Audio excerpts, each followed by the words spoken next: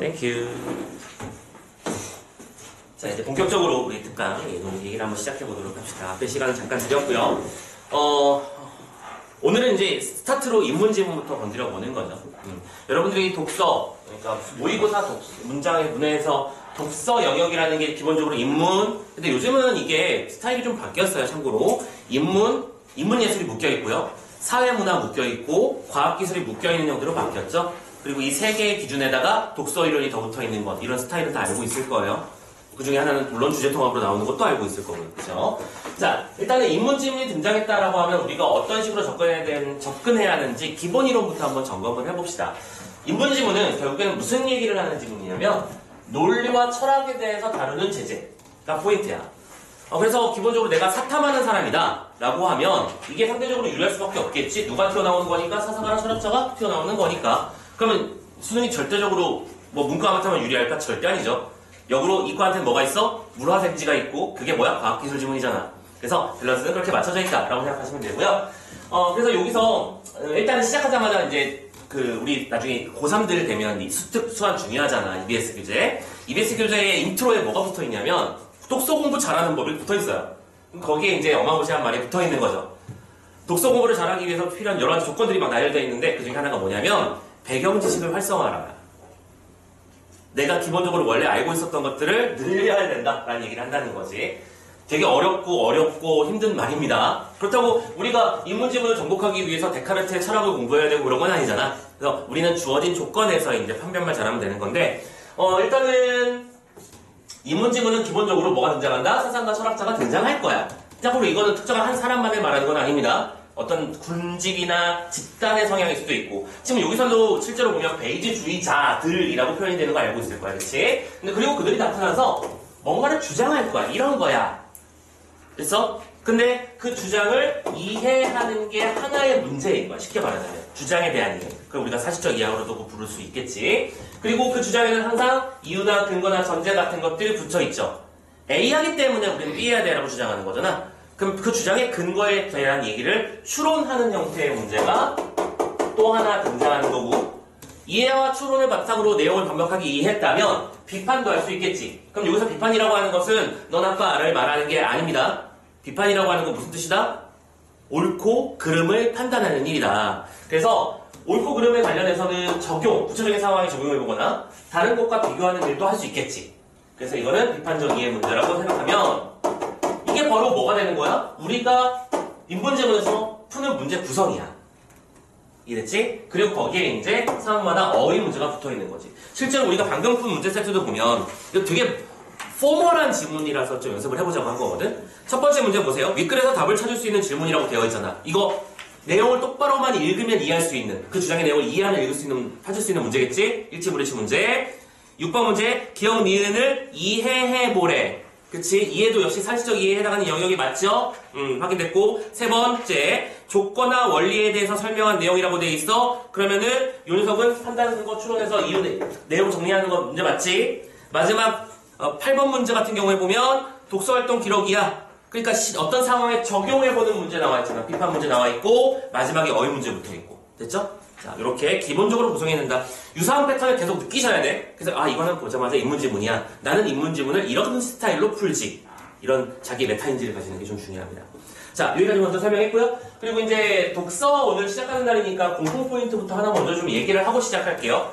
이건 선생님이 아예 처음부터 끝까지 다 파란색인 거 보이시죠? 선생님에게서 파란색은 최중요 포인트라는 뜻입니다. 자, 옆에 놓으시고 일단은 지문을 읽을 때 이거는 어떤 지문이든 상관없는 거야. 읽고 있는데 대응상이 보였어. 그러면 되게 예민하게 비상 깜빡이 켜고 접근하셔야 돼. 물론 그게 가까울 때는 A야. 그런데 이와 달리 B가 있지. 이렇게 말했으면 너무 뻔히 보이는 대응상이긴 하지. 근데 그런 뻔히 보이는 것부터 숨어있는 대응상까지 이 대응상이라고 하는 건 서로 차이가 나는 걸 수도 있고 같은 걸 수도 있어. 그치? A라와 B라는 것은 이름은 다르지만 이런 면에서는 같다라고 하는 것도 대응상이잖아.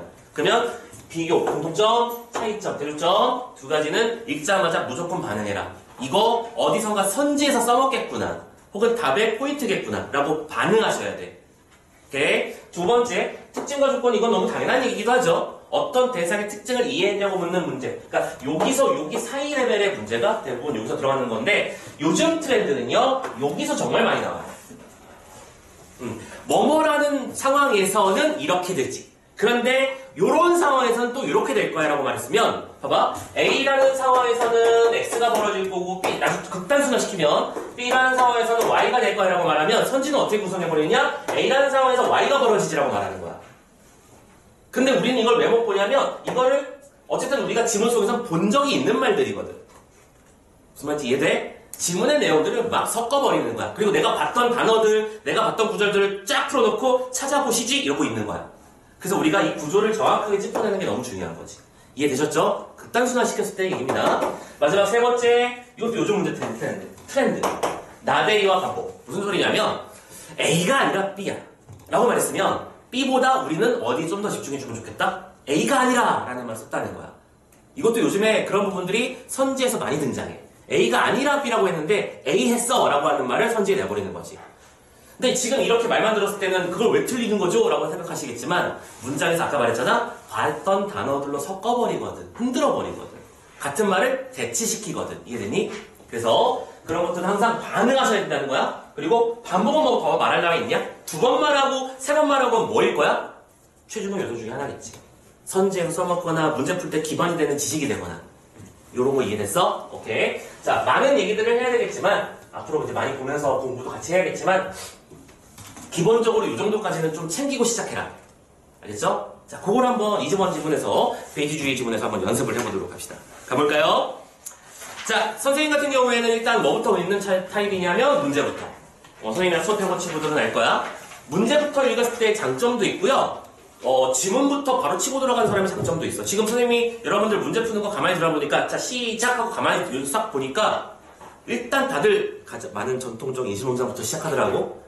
이상한 일은 아닙니다. 하지만 선생님은 이런 방법도 고민을 해봤으면 좋겠는 게 문제를 먼저 보면 두 가지 장점이 있어요. 첫 번째 장점, 기시감이 있어. 그러니까 내가 이 문장 전체에서, 글 전체에서 어떤 단어를 만나게 될지 알고 들어가는 것과 모르고 들어가는 건 분명히 다른 거예요. 그쵸? 두 번째, 문제를 먼저 읽으면서 어떤 데다 포인트를 잡아야 되는지 감 잡기도 되게 좋아. 구성이 대충 보일 거거든. 자, 그거 한번 연습해보자고. 봐봐. 1번. 윗글에서 답을 찾을 수 있는 질문인데 지금 우리가 이걸 선지를 분석하자는 게 아니야. 그냥 눈으로 슬슬 펴보면서 어떤 말이 반복되는지를 확인하세요. 뭐가 반복됩니까? 믿음의 정도라는 단어가 반복적으로 보이고 바꾼다라는 개념 보이지? 아, 그러면 이거는 믿음이라고 하는 것이 정도로 표현되는 건데 그걸 왜 바꿔야 되는지에 대해서 설명하는, 왜 바꾸나 혹은 뭐 바꿔야 되는 이유가 있거나 혹은 얼만큼 바꿔야 되거나 그런 식의 얘기가 나와 있지 않을까? 라는 예측이 되잖아. 그리고 우리는 문제를 이미 다 풀어봤으니까 이해되지. 이게 그런 글이었잖아, 실은. 되셨나요? 자, 예측 들어가시고 두 번째, 기억과 니은을 이해해보래. 그러면 기억과 니은이 뭔지 빨리 눈으로 보고 오는 거지. 기억은 이분들 어디 갔어? 그렇지. 많은 전통적 인신론자 그리고 베이지주의자. 근데 베이지주의자 옆에 반면이란 말이 붙어요. 뻔히 보이죠? 뭐예요? 대응상 나왔거든. 오케이? 그러면 그 대응상 간의 관계를 정리하라는 문제겠구만 생각하면 되는 거지. 그리고 이때 선지도 눈치를 빨리 채면 좋은 게 선지가 어떻게 돼 있냐면 1번은 기억과 니은을 상호 비교하는 거잖아. 근데 2, 3번은 기억에 대해서 얘기하고 4, 5번은 니은에 대해서 얘기하는 거지. 그럼 이게 센스야. 기억과 니은의 각각의 특징을 중심으로 정리하면 바로 문제 풀리겠구나. 됐어? 오케이. 확인하시고. 세 번째, 조건의 원리를 설명하라. 조건의 원리가 어디쯤 있는지 보고 오는 거야. 두 번째 문단은 한중간쯤에 있네? 그죠? 그러면 선지에서 반복적으로 등장하는 말이 있나? 믿음의 정도라는 말과, 그치, 변화, 바꿈, 새롭게 알게 됨, 이런 식의 말들이 보이죠? 우리가 신경 써야 되는 단어들이었다고 우리는 결론적으로 다 알고 있잖아. 그치? 그런 것들을 미리 보고 들어가라. 그쵸? 네 번째 문제, 독서활동 기록이야. 자, 이거는 지금 당장 어떻게 할 수 있는 일은 아니야. 지금 우리가 지문을 안 본 상태를 전제로 문제와 선지만 확인하고 있는 중이지. 그러면 여기서 심화활동에서 무슨 상황에 적용해보자라고 돼 있는데 선지만 대충 보면 어떤 말이 또 뭐 구조를 만들고 있는지를 찾아내면 좋겠어. 그래서 보시면 뭔가를 알게 되면, 몰라서 추가로 알게 되면, 알게 되기 전에 막 이런 식의 말이 대충 보이죠. 그러면 알게 되는 걸 기준으로 뭔가 바뀌는 것에 대한 말을 하고 싶은 거겠구나. 거기까지만 해도 충분해. 지금 이걸 완벽하게 이해할 수 없어. 왜냐면 이것과 이것까지 다 된 상태에서만 풀 수 있는 문제일 테니까. 하지만 그런 감은 잡아놔야 된다. 말씀을 드리는 거야. 이랬지? 그럼 정리하자. 지금 우리가 대충 이걸 한 20초도 좀 긴긴 한데 20초 정도의 시간을 투자해서 할 만한 일이 되는가? 생각해보면 우리는 이 지문을 통해서 뭐를 해야 되냐면 첫 번째 전통론자랑 베이주주의자 기억의는 서로 비교하면서 작품을 시작할 거고 두 번째 문단에서 조건과 원리와 관련된 내용을 설명할 건데 그 전체는 믿음의 정도를 바꾸는 것에 대한 얘기를 하고 있는 거고 바꿀 때 새롭게 알게 된 것이나 뭐 이런 것들에 대한 정보가 필요한 건가 보구만. 문제 방금 풀어봤잖아. 핵심 맞잖아. 그쵸? 이렇게 하는 것도 연습해보시라 라고 말씀을 드립니다. 알겠지? 바로 문장 치고 들어가지 마시고 한번 연습해보시고 근데 선생님이 이렇게 기시감을 되게 중요시하는 사람이지만 각자 선생님 저는 그래도 문제부터 보면 헷갈려가지고 막 정신없던데요? 그럼 지문부터 보세요. 자기한테 좋은 거 하는 겁니다. 아시겠죠? 자, 그러면 우리 이제 질문 시작해 볼게요. 첫 번째 문단부터 무슨 얘기를 하는 내용인지 한번 살펴봅시다. 참고로 오늘 선생님이 일단 밤 10시까지 풀타임으로 계속 수업이라 목을 좀 아낄게. 좀 목소리 톤을 낮더라도 좀 많이 좀 해주세요. 오늘 좀 목 컨트롤 들어가야 돼. 그리고 내일부터는 또 주장이야. 죽었어 이제. 자, 가자. 많은 전통적 인식론자들 하면서 시작했어요. 예상대로죠? 전통적. 기억 쓰고. 간단하게 쓸게요. 하나는 전통이라고 해요. 이 사람들이 뭔가를 지금부터 주장할 거야. 그치? 뭐라고 주장했냐면 임의의 명제에 대해서. 자, 여기서도 기본 지식이 하나 필요한 거야. 명제가 뭐야? 지금 명제를 정의조차 안 하고 있지. 근데 그거는 이유가 있어. 적어도 고3 수특 지문 정도를 볼 레벨이 됐다는 거는 명제 정도는 기반 지식에 깔려있다는 걸 전제로 문제 내는 거야 지금 이거. 그런 의도가 깔려있어. 명제가 뭐야? 성이나 거짓으로 완벽합니다. 그게 저기 방금 말씀하신 게 정의입니다. 참과 거짓을 판별할 수 있는 문장. 그치? 아 오늘 너무 덥다 라는 건 명제가 될 수 없겠지 정도의 약간 비밀한 문제가 돼. 오케이. 자 그럼 이런 거 하자. 뭐 예를 들어 뭐 하면 좋을까? 1 더하기 1은 2야. 이런 것들은 너무나 뻔히 명제가 될 수 있는 거지. 왜? 맞다 틀리다를 정확하게 판단할 수 있으니까. 오케이? 근데 방금 얘기했던 지문이라든가 아니면 혹은 이런 문장도 될 수 있겠지. 아 오늘 비가 올까? 이건 명제가 될 수 있어? 안 돼? 절대 안 되지. 참고해서 판단할 수 없는 의문이니까. 그렇죠? 그래서 보통 명제는 어떤 식으로 P이면 Q이다 형식의 문장 형태로 진술되는 이란 조건까지 붙이는 거 완벽한. 오케이? P이면 Q이다 형식으로 진술되는 참과 거짓을 판별할 수 있는 문장을 명제라고 불러. 그리고 여기까지는 그냥 기본 지식이야. 알겠죠? 자, 다시 돌아가자. 임의의 명제에 대해서 우리가 세 가지 믿음의 태도 중 하나만을 가질 수 있다고 본다. 자, 전통주의자들이 주장한 내용은 뭐냐면 믿음의 태도라고 하는 건 세 개 주 중에 하나래. 뭔데? 가령, 뭘 드러났어? 예시를 드러났네? 예시는 왜 주는 걸까? 이거 이해하는 건 문제 낼 거거든이라는 사인이야. 알겠지? 예시는 왜 주는지 봐봐. 가령 내일 눈이 온다라는 명제를 참이라고 믿거나, 좀 미리 써놓을까?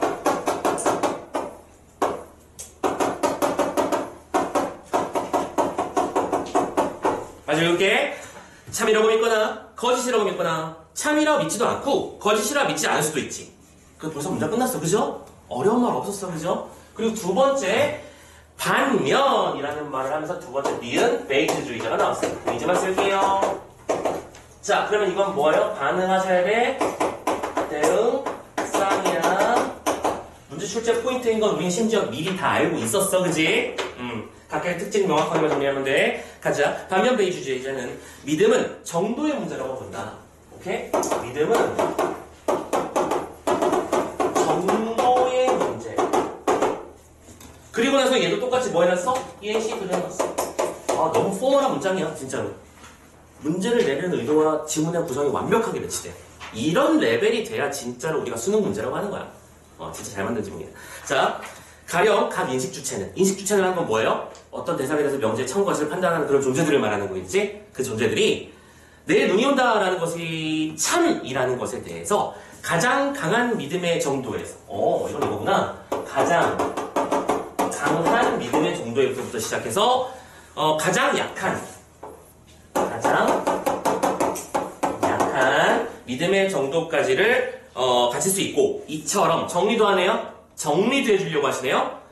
베이주주의자는 믿음의 정도를 믿음의 태도에 포함했다. 오케이. 지금 두 존재의 뭐에 대한 믿음의 태도에 대한 차이점을 설명하고 있는 거야. 얘들은 종류가 3종이라고 했고 얘는 정도라고 하는 거야. 되셨지? 어려운 말 아니야, 그쵸? 얘는 마치 스위치처럼 띵띵띵 있는 거고 얘는 쪼로로로로로 바꿀 수 있다는 거지.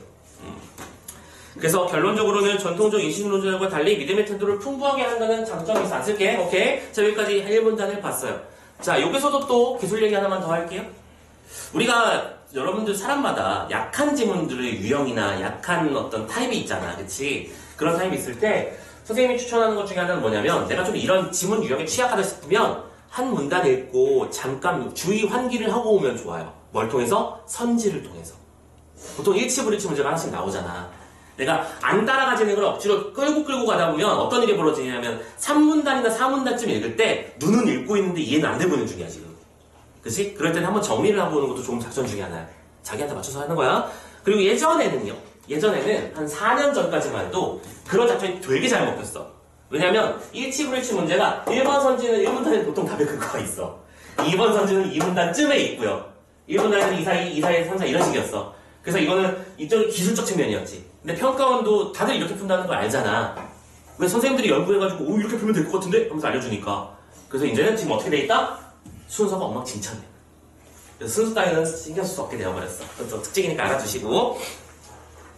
그래서 미리 말씀드리지만 1번 문제에 지금 우리가 보는 5번 문제 첫 번째 문제에 5번 선지 보시면 임의의 명제에 대해서 어떤 믿음의 태도를 가질 수 있을까? 오케이. 3종 버전으로 가질 수도 있고 정도의 차이로 가질 수도 있겠지. 답 나왔지? 그래서 선지 하나가 지워지는 거야. 1문단의 내용을 5번 선지에 배치해놓고 악랄함까지는 좀 그렇고. 자, 이 교묘한 보이시죠? 오케이. 넘어갈게. 자, 그리고 나서 참고로 이것도 지금 풀 수 있지 않나? 우리가 두 번째 문제도 우리 확인했었잖아. 그치? 기억과 니은의 공차를 확인하라고 했었으니까 확인할 수 있는 문제를 지워버리는 것도 좋은 작전. 누차만 하지만 선생님이 문제를 끊어서 보는 이유는 뭘까요? 효율을 높이기 위해서야. 그렇죠? 여러분들이 앞으로 독서 지문을 대할 때 제일 중요한 자세는 뭐냐면 이걸 해야 돼. 풀었어. 이해했어. 그것도 중요한 건 맞는데 그건 기반이니까. 진짜 중요한 건 이 시간을 어떻게 하면 조금 더 끌어낼 수 있을까? 조금 더 빨리 끝낼 수 있을까를 고민해야 되는 그런 흔적들인 거야, 이것도 전부 다. 그랬죠? 지문이 한 방에 이해되는데 굳이 끊어야 되냐? 그럴 필요 없지, 당연히. 그래도 한 방에 처리하는 게 훨씬 좋지. 그러니까 뭐 내용이 막 이해해봐도 돼. 내가 아는 거라서 막. 그러면 이해되면 한 번에 하는 거고, 이해 안 되면 끊어가는 거고. 지금 우리 연습에서는 일부러 의도적으로 끊어갑시다. 자, 두 번째 문제 봅시다. 6번 문제. 기억 이해는 이해해봅시다. 가보자. 만약 을이 베이지, 그러니까 베이지랑 전통이라고 읽을게. 을이 전통이라면 을은 동시에 베이지주의자일 수가 없겠지. 왜냐? 서로 믿음의 태도가 다르니까 차이점이었으니까. 뭐 장난해? 1번 넘어가. 2번 기억은, 그러니까 전통적 인생론자들은 을이 내일 눈이 온다라는 말이 거짓이라 믿는 것은 그 명제가 거짓임을 강한 정도로 믿는다. 정도라는 단어는 누구 거임? 니은 거임. 근데 기억 거라고 설명하고 있지. 아까 말했잖아. 이 두 개의 쌍을 봐봐. 전통 3종 베이즈 정도인데 선지는 어떻게 만들었어? 전통 정도로 만들어 놨잖아. 원칙 보여? 선지를 만드는 룰이 보여? 요거 이해하는 거야. 오케이? 그냥 답 이해하고 넘어가면 안 돼. 이런 식으로 원리를 만들어 놓는 것이야 라고 챙길 것. 됐니? 2번 선지 체크해 주시길 바라겠습니다. 그래서 정답이 1번이었고요. 근데 봐봐. 이 문제도 정답률이 75밖에 안 돼. 이 단순하고 쉬운 문제들도. 왜 그럴까? 이게 수능 시험 문제니까 긴장되잖아. 긴장돼. 수능 시험장에 대한 연습도 하셔야 돼. 특히 이제 우리 친구들 중에 그런 친구가 있을지 모르겠지만 연습할 때는 잘 되는데 실전에서 꼭 시험장에 가면 점수가 안 나온 사람들도 꼭 있거든? 그런 친구들은 나중에 뭐 얘기지만 그런 연습도 좀 꼭 해주셨으면 좋겠어. 좀 어지럽고 어수선한 분위기에서 문제 좀 풀어봐. 선생님 예전에는 어떤 친구도 우리 정시반 수업했던 친구들은 선생님 알지? 얘기했었던 거. 예전에 어떤 친구는 정말로 시험 긴장이 너무 심해. 혼자 풀 때는 맨날 1이야. 근데 왜 시험만 보면 성적표가 3이 나오냐고. 그래서 선생님이 그때 주문했던 게 뭐냐면 집에 가서 TV 틀어놓고 문제 풀라고 그래요. TV 틀어놓고 풀고 가족들 식사하고 거실에 모여있으면 그 옆에서 풀고 친구들이랑 카페 갔을 때 풀고 그러라고. 오케이? 원인만 정확하게 알고 진단만 정확하게 때리면 바뀌겠지. 그래서 그 친구는 유무에서 바로 1등급 나왔어. 그런 거야. 그러니까 자기 상태를 정확하게 진단해야 돼. 알겠죠? 이번 문제 이해되니? 원칙 다 파악하세요. 3번 선지. 그냥 우리 연습하는 거니까 다 봅시다. 3번. 전통은 을이 내일 눈이 온다가 참이라고 믿는다면 을은 내일 눈이 온다가 거짓이라고 믿을 수는 없다고 주장하겠지. 그치? 참이라고 믿었다는 얘기는 거짓이라고 믿지 않는 거고 참 또는 거짓 모두 아니라고 믿지도 않는 거겠지. 왜? 셋 중에 하나니까. 3 중 1이라며.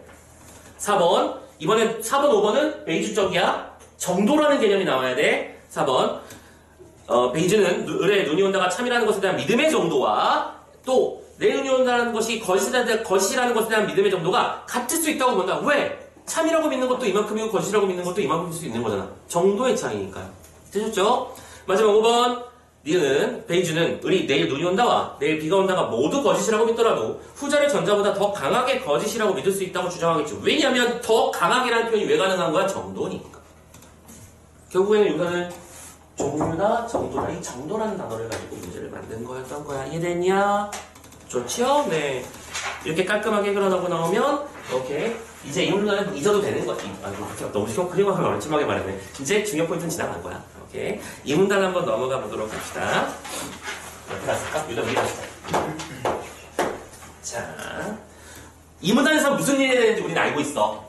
뭐 해야 돼? 조건화 원리야 하는데 그 문제를 풀 생각을 하면서 그리고 그 문제에서의 프로젝트는 뭘까? 아마도 특징 조건에 대한 문제를 냈겠지. 돼? 오케이, 가자.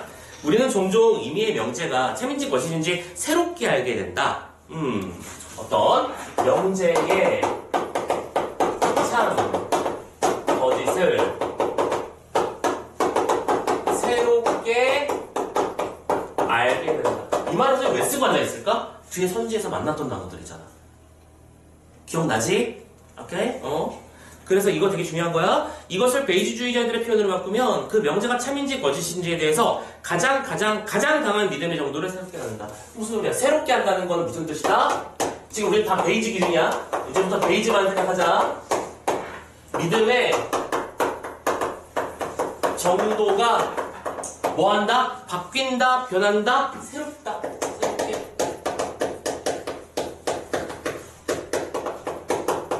이 소리래.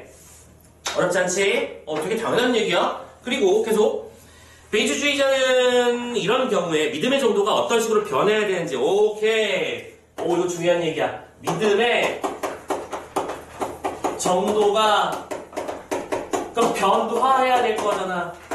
변화하는 방법에 대해서 지금부터 얘기할 거래. 그럼 그게 뭔데? 이에 따르면 정의 인식 주체가 특정 시점에 임의의 명제 A가 참이라는 것만을 또는 거짓이라는 것만을 새롭게 알게 되었을 때, 자, 심지어 이것도 뭐예요? 조건이잖아. 뭐뭐 할 때 굳이 안 쓸게. 새롭게 알게 된 상황이니까 지금은. 알겠지? 조건 뒤에 나오는 말은 뭐해라? 무조건 명확하게 반응해라. 출제의 포인트라고 생각하고 집중해라. 알겠지? 새롭게 알게 됐을 때가 되면 무슨 일이 벌어진다? 다른 임의의 명제 B에 대한 인식주체의 기존 믿음의 정도의 변화는 조건화 원리를 적용을 한다. 자, 새롭게 알게 되는 거는 조건화 원리를 따라. 근데 이게 문장에 다 읽어보신 분들은 이제 읽어보고 문제 풀어봤으니까 이해했겠지만, 아니 자꾸 새롭게 한다는 거죠. 몇 번째 말하고 있는 거야, 그죠? 새롭게 하게 됐을 때는 조건화 원리를 따르는 거고, 그럼 지금부터 자연스럽게 다음 문장의 이야기는 뭘로 이어질 거야? 조건화 원리가 뭔지를 설명하는 거겠지. 오케이? 또 읽어보자. 그럼 이는 뭔데? 조건화 원리는 이 되겠지? 믿음의 정도의 변화에 관한 원리로서 만약 인식의 주체가 A가 참이라는 것만 새롭게 알게 된다. 네 번째부터 말하는 것 같아, 그죠? B가 참이라는 것에 대한 그 인식 주체의 믿음의 정도는 애초, 진짜 중요한 얘기 여기 나왔네. 조건화 원리는 무슨 뜻이다? 애초의 믿음의 상태에서 어떻게? A가 참이라는 조건하에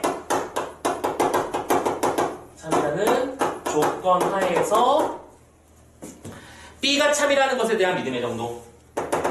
B가 참이라는 것을 믿는 정도가 되어야 함을 의미한대. 그럼 이걸 좀 간단하게, 안 간단한데? 아무튼 표시해보자면 애초의 믿음이 이만큼 있는데 이 조건에서 B가 참이라고 믿어지는 만큼으로 바뀐다는 얘기는 더해진다라고 이해도 괜찮을까? 내가 이게 어떤 사실이 참이라는 거 요만큼, 그러니까 요 게이지야. 요만큼 믿고 있었는데 새롭게 알게 된 사실이 요만큼을 나를 좀 더 믿게 만들어주는 거야. 그럼 요만큼이 새롭게 알게 된 사실의 포인트겠지. 요거 이해했지 지금 이거? 이 당연하고 쉬운 얘기를 이렇게까지 어렵게 말하고 있는 겁니다. 알겠죠? 오케이. A가 참이라면 당연히 B도 참일 거겠지 라고 믿는 만큼 바뀐다 라고 설명하고 있어. 예를 들어, 그렇지, 문제 내려고 하는 거겠지? 예시를 왜 들었는지 우리는 이해하고 있으니까, 그지? 예를 들어, 갑이 내일 비가 온다가 참이라는 것을 약하게 믿고 있고, 오늘 비가 온다가 참이라는 조건 하에서는, 오케이? 내일 비가 온다는 것을 참이라는 것을 강하게 믿는다고 생각해보자. 다시 한번 정리. 지금 처음에 갑은 내일 비 올 거래 라고 해서, 그럴 수도 있겠구먼 이러면서 한 대충 1부터 100 중에 한 10 정도 믿었다고 치자.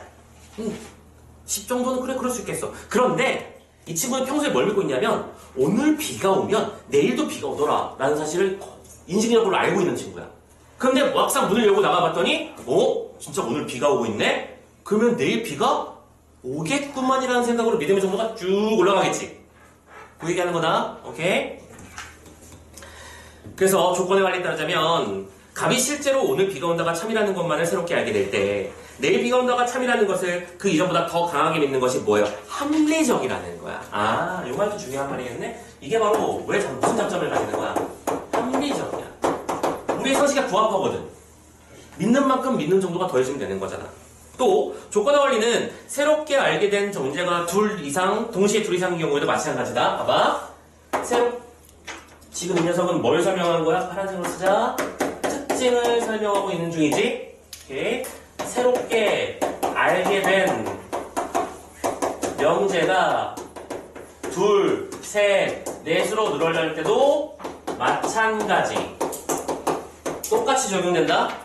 그러면 두 번째 사실을 알았을 때 이만큼 늘어났고 세 번째 사실을 늘어났을 때 또 이만큼 믿게 되는 정도가 바뀌고. 알겠지? 변화하겠지? 그리고 다시 다만 뭐예요? 이거는 특징이면서 한 개라고 말하는 게 좀 그렇지만 특징 요소 중에 하나니까 잘 집중해야 되는 포인트. 이 원리는 믿음의 정도에 관한 것이지 행위에 관한 것이 아니야. 이것은 믿음의 정도에 관한 것이지 행위에 관한 것은 아니야. 자, 여기 왜 반응해야 돼? 이 말을 왜 써놨을까 갑자기? 밑도 끝도 없이? 아니야, 밑도 끝도 있는 거야. 나베이잖아 지금.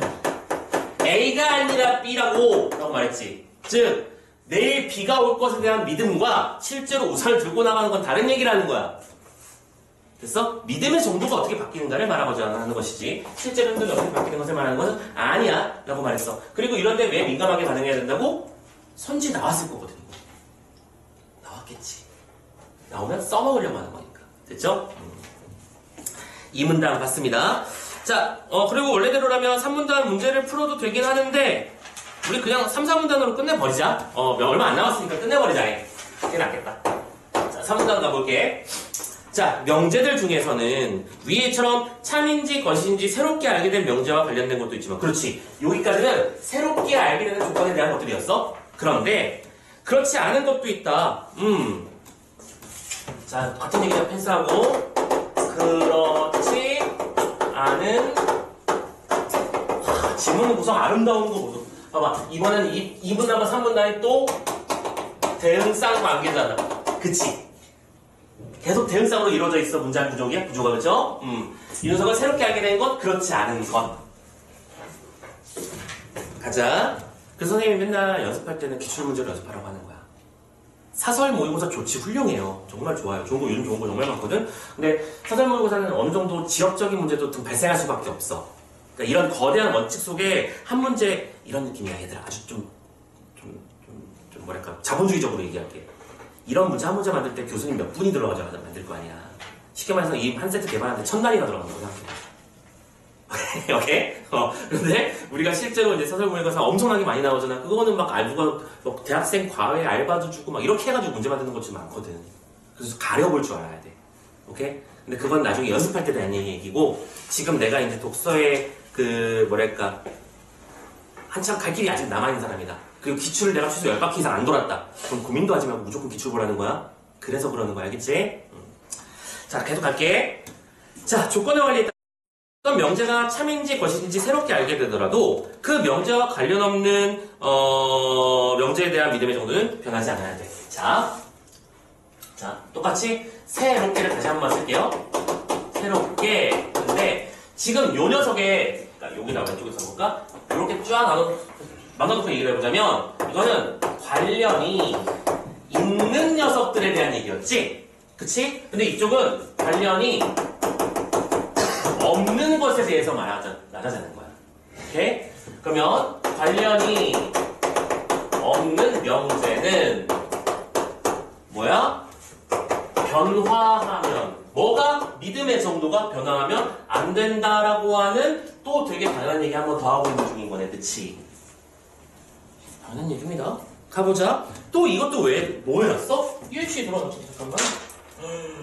야, 씨, 아껴 쓰는 거 보소. 대한민국 상조하잖아. 간사들 중에 분필 풀어트려가면서 막 쉬워하는 분들도 계시잖아. 탁 날리고 막. 선생님 그런 거 못 참아. 자, 잠깐만 기다려봐. 노란 분필. 막 남들이 쓰다고 주웠었구나. 자, 아무튼 간에. 예시를 들어놨어, 그지? 예시도, 그럼 출제 포인트겠구만. 예상하시고, 읽으세요. 예를 들어, 위에서처럼 갑이 비가, 오늘 비가 온다가 참이라는 것만 새롭게 알게 됐어요. 그치? 내일 비가 올 거래. 라고 하는 명제를 대한 판단의 믿음의 정도에 영향을 주는 새로운 정보지, 그치? 그런데, 또 다른 명제를 알게 되었어. 무슨 명제? 다른 은하에는 외계인이 존재한다. 니들은 믿어? 선생님도 믿어. 어딘가에 있지 않겠니? 설마? 서로 닿지 않고 있을 뿐이겠지. 그쵸? 만나게 되면 그 충격과 공포는 어느 정도나 될까? 그죠? 상상만 해도. 아무튼 간에 좀 그 얘기할 때가 아니니까. 자, 그랬어. 벌써 53분이야? 어이씨. 나 질문 분석도 안 끝났는데 아직 벌써 1시간 나가겠다. 자, 빨리 할게. 그래서 그의 외계인이 존재한다. 라는 정보를 새롭게 알게 되더라도 그 믿음의 정도는 변하지 않아야 되지. 이해되니? 뭐 당연한 얘기인 것 같죠? 이처럼 베이주주의자는 특별한 이유가 없는 한, 오케이. 자, 주장입니다. 이거 지금 주장인 거네요, 결론적으로. 그죠? 특별한 이유가 없는 한, 없다면. 그럼 이거 없다면이 뭐가 되는 거야? 조건에 연결되는 뒤항은 뭐, 출제 포인트, 알지? 특별한 이유가 없다면, 우리 믿음의 정도는 유지되어야 된다. 유지되어야 한다. 얘들아, 반복하고 있는 거 보여? 같은 말 반복하는 거 보여? 얘랑 얘는 같은 말이야. 두 번 말했어. 오케이? 그럼 무슨 일이 벌어졌을까? 내겠지. 라고 말하는 거야. 오케이? 자, 네 번째. 단락으로 넘어가서 마무리 들어볼게. 네 번째는 마무리 단락이겠지 뭐. 가자. 베이주주의는 이렇게 상식적으로 당연하게 여겨지는 생각을 정당화하기 위해서 기존의 믿음의 정도를 유지함으로써 얻을 수 있는 실용적 효율성. 그렇지. 특별한 요 예시 뭐야? 실용적 효율성을 지닌다고 얘기하고 있는 거야. 어려운 말 아니야, 그죠? 오케이. 그래서 특별한 이유 없이 학교를 옮기는 행위. 뭐 특별한 이유 없이 학원에 오늘 심심한데 학원이나 바꿔볼까? 뭐 이렇게 바꾸면 안 된다는 거예요. 알겠죠? 그래서, 이런 것들은 어떤 방식으로든 우리의 에너지를 불필요하게 소모하게 만드는 거야. 특별한 이유가 있다면 바꿔야지. 그치? 근데 바꾸지 않아야 되는 이유가 없다면 바꿀 이유도 없는 게 맞다. 그래서, 베이주주의자는 특별한 이유 없이 기존의 믿음의 정도를 바꾸는 것도 이와 유사하게 에너지를 불필요하게 소모한다고 볼 수도 있어. 지금 이것도 특별한 이유 없이 바꾸는 것은 불필요한 에너지 소모야 라고 하는 것도 너무 쉬운 문장이지만 두 번째 말하고 있는 중입니다. 됐죠? 이런 관점에서는 실용적 효율성을 추구한다면 특별한 이유가 없는 한 몇 번째? 세 번째 얘기했네요 지금. 기존의 믿음 정도를 유지하는 것이 맞다. 불필요한 에너지를 소모를 줄이기 위해서 믿음의 정도는 이제 이것도 이해할 수 있을걸? 언제 유지하고 언제 변화해야 되는지 이해할 수 있어. 그리고 이게 바로 뭐예요? 실용적 효율성의 개념인 거야. 정리돼? 베이주주의자는 우리의 인식과 어떤 믿음의 정도를 효율성으로 설명해버린 거야. 새로운 거 접근 바꾸는 법이기도 한 거지. 맞죠? 언제 유지해야 된다? 관련 없는 정보가 있을 때는 유지한다. 새롭게 알게 되더라도. 그럼 그럼 언제 바꿔야 된다? 새롭게 알게 된 정보가 관련이 있을 때는 그 믿음을 믿는 만큼 맡기면 되는 거다. 뭐 고민하냐. 그 얘기잖아. 됐지? 자, 이제 문제 풀 수 있을 거야. 문제 풀고 쉬자. 힘들다. 자, 1번부터 가자. 아까 5번 선지는 지워버렸고요. 3번, 4번을 먼저 볼래? 3번. 믿음의 정도는 언제 바꾸고 언제 바꾸지 말아야 될지 다 설명할 수 있죠? 4번. 믿음의 정도를 언제 바꿔야 된다면 어떤 방식으로 바꿔야 되는가? 얼마만큼 바꿔야 되는 거지? 믿는 만큼 바꾸는 거였지? 지금 3번, 4번이 바로 보니까 이문단 선생님 봤어야 되는데 넘어갔던 그 내용이네요. 그죠? 네. 자, 그리고 1번, 2번 나머지 마무리. 1번. 상식적으로 당연하게 여겨지는 생각을 어떻게 정당화할 수 있을까요? 그게 뭐예요? 유지하는 것이 실용적이다. 맞네? 지금 선지에서 결국은 뭐 한 거야? 써먹은 거지. 보이시죠? 유지하는 게 원래 실용적인 거 맞다. 2번. 봐봐. 특별한 이유 없이 믿음의 정도를 바꾸어야 하는 이유는 뭐냐? 설명했잖아. 근데 얘가 여태까지 했던 얘기가 뭐야? 바꾸지 마! 바꾸면 안 된다고! 불필요하다니까! 제발 바꾸지 말라고! 3번 얘기했다니까? 답이잖아. 됐어? 답이 어떻게 추출되는지 이해됐음? 네. 그게 1번의 교훈이요. 2번의 교훈을 말씀드렸고, 이제 3번 풀러 가볼까요? 자, 3번. 세 번째 문제. 5, 6, 7번 문제. 자, 조건화 원리에 대한 설명으로 적절한 걸 찾아봅시다. 자, 1번. 에너지를 불필요하게 소모하더라도 특별한 이유 없이 믿음의 정도를 바꾸는 것은 불합리하지. 살짝 끼고 푸는 거 가능하지, 이제. 이해가 되니까 이렇게 되는 거야. 2번. 특별한 이유가 있더라도 믿음의 정도의 변화 없이 행위를 해서는 안 된다. 선지에 써먹는 거 보이지? 오케이? 써먹는 거야, 그런 것들은 전부 다. 세 번째, 새롭게 알게 된 명제와는 관련 없는 명제에 대해서 우리의 믿음의 정도가 어떠해야 되는지에 대해서 말해 줬잖아. 언제 유지하고 언제 바꾸는 것인지를 여태까지 설명한 건데, 그지? 3번 또 땡. 4번, 어떤 명제가 참인 것을 새롭게 알게 되고 동시에 그와 다른 명제가 거짓인 것을 새롭게 알게 되었을 때도 적용되는 거야. 맞지? 참고로 지금 이거의 답의 근거가 어디서 추출됐어? 여기잖아. 그치? 특징이 답이었지? 새롭게 알게 된 명제가 2개, 3개, 4개, 2개 이상일 경우에도 똑같이로 적용된다고 하셨잖아. 오케이? 정답 4번입니다. 정답률 82%짜리 문제였어요. 자, 5번 선지. 이미 명제를 새롭게 알기 전에 그와 다른 명제에 대해서 가장 강하지도 않고 가장 약하지도 않은 믿음의 정도를 가지고 있는 인식주체에게는 적용될 수 있겠지. 뭔 소리야. 인식주체는 자기 나름의 믿음의 정도를 가지고 있고 그 녀석이 새로운 정보가 얘를 마이너스로 끌어당길 수도 있고 플러스로 끌어올릴 수도 있는 거예요. 믿음의 정도를. 새롭게 알게 된 정보에 의해서. 됐죠? 세 번째 문제도 끝. 자, 다음 글을 읽은 학생의 독서활동 기록. 이제 보기문 적용 문제야. 내용을 정확하게 이해했다면 선생님은 이런 얘기를 좀 많이 하는 편이거든. 이런 보기 적용 문제는 말이야. 보기에 의도를 고민하면서 스타트하세요. 뭘 가지고 내려고 하는 거지? 물론 이제 이 녀석은 사회 지문에서도 과학 지문에서도 선생님이 해줄 말이 많지만 지금 일단 가장 기본적인 전제는 뭐냐면 보기 적용 문제는 보기가 뭘 말하고 싶어 하는지를 판단하는 게 1번이다. 그 판단하면서 시작해볼게. 봐봐. 상황으로 바로 갈게. 병과 정은 공동 발표 내용을 기록한 흰색 수첩 하나를 잃어버렸다는 사실을 알게 됐어. 그 수첩에 병의 이름이 적혀있는 수첩이고요. 그와 관련해 병과 정은 다음 명제 가가 참이라고 믿지만 그 믿음의 정도가 아주 강하진 않아. 돌아와. 자, 가라고 하는 것이 현재 약한 참으로 믿고 있는 명제야. 그 명제의 내용은 뭐라고? 병의 수첩은 체육관에 있다. 아, 우리 체육관에 수첩 놓고 왔구나 라고 믿고 있었어. 믿고 있는 중의 상황이야. 여기까지 이해됐지? 그럼 뭐야? 이게 뭘까? 바로 어디다 썼어? 안 썼냐? 기존의 명제겠지.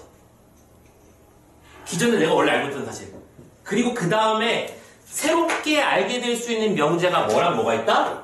나랑 다가 있다고 할 거야. 그럼 이 나다의 공통점은 뭐야? 새롭게 알게 된 명제다. 그럼 이 문제의 의도가 뭔지 대충 보이지 않냐? 새롭게 알게 된 정도는 요 원리에 의해서 바뀌는 거라며. 그리고 지금 실제로는 여기 아직 답의 근거가 없었던 거 기억남? 문제 푸는데 아직 안 쓰였던 거 기억나심? 여기서 한번 답의 근거 나올 거야. 그치? 여러분 문제 주시고, 기존에 명제가 하나 있었는데 약참으로 믿고 있었는데 나랑 다가 생긴다면 어쩔까? 그리고 나다도 읽어봐. 봐봐. 체육관에 누군가의 이름이 적힌 흰색 수첩이 있대. 그러면 얘들아 상상해봐. 이 나를 새롭게 알게 되면, 가를 믿는 상태에서 나를 새롭게 알게 된다면 믿음의 정도가 어떻게 바뀔까? 강해지는 방향으로 가겠지. 이해됐지?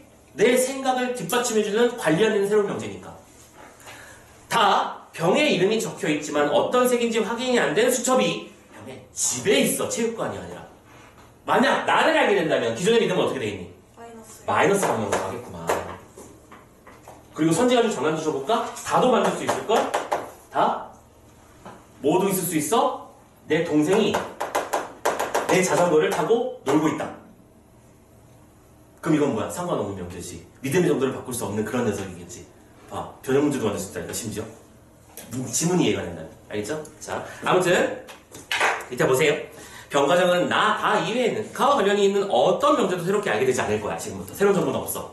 그러니까 이건 뭐냐면 문제 푸는데 딴 생각하지 말고 우리가 알려준 것만 가지고 풀어줘 라고 설명하는 겁니다. 이해됐나요? 자, 그러니까 이제 그냥 바로 선지를 뛰어가면 되겠죠. 문제가 뭘 하고 싶어 하는지 감이 잡히잖아. 그치? 자, 선지 정리할게. 1번부터. 참고로 여기서 왜 병과 정일까? 본문에서 갑과 을을 써먹었기 때문이야. 그래서 그냥 병과 정인 거야. 오케이? 갑을 병정이니까. 자, 1번. 병이 가와 관련이 없는 다른 명제를 새롭게 알게 되면 믿음의 정도는 어떻게 된다? 바뀌면 안 되지. 1번 땡. 2번.